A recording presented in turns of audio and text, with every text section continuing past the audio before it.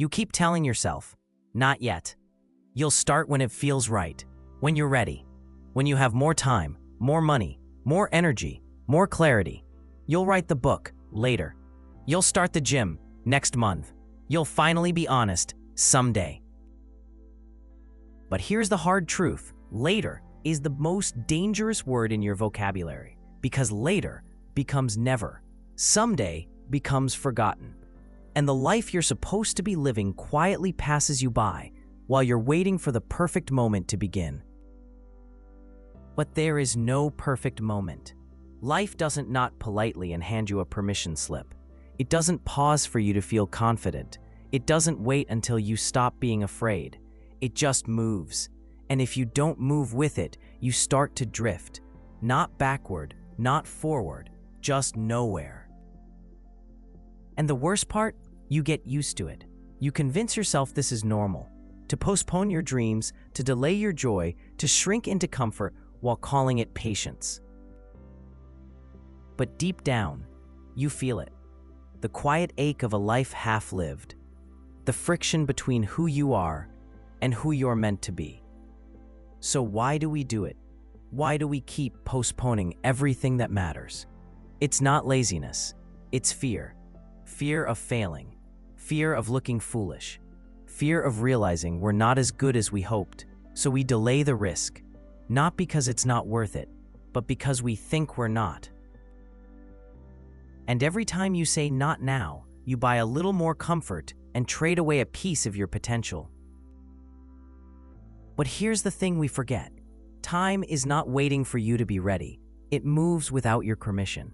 It does not ask if you feel brave today. It doesn't pause for your self-doubt or your anxiety or your need for the stars to align. Time is water, flowing endlessly forward.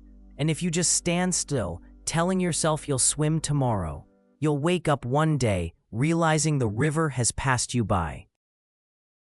We don't waste our lives by doing nothing. We waste them by waiting for something, waiting for a sign, waiting for motivation, waiting for someone to validate us or tell us we're allowed to begin. But no one is coming to do that. The only one who can choose your life is you.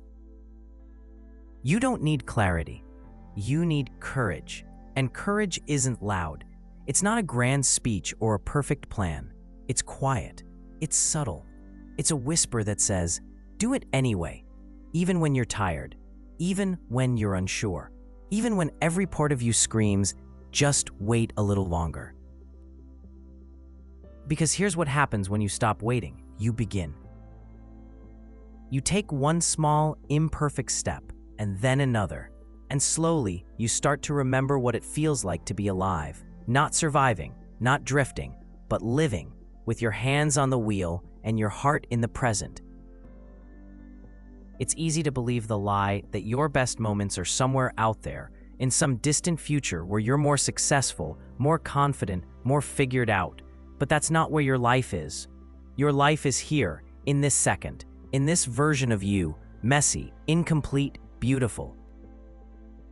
You don't need to earn your future by delaying your present. You don't need to prove yourself worthy by staying small. And when you finally stop waiting, you'll realize how much was already within reach. Not perfect, not finished, but real. And real is always enough. So ask yourself, what have you been putting off? Not someday, not later, now. What would your life look like if you stopped postponing it? What would become possible if you moved, even just a little? The world will keep spinning, with or without your permission. And one day, whether you act or not, your time here will run out. But if you choose, truly choose, this can be the moment you stopped waiting and started living. No grand gestures, no magic answers, just this. You, now, alive, finally.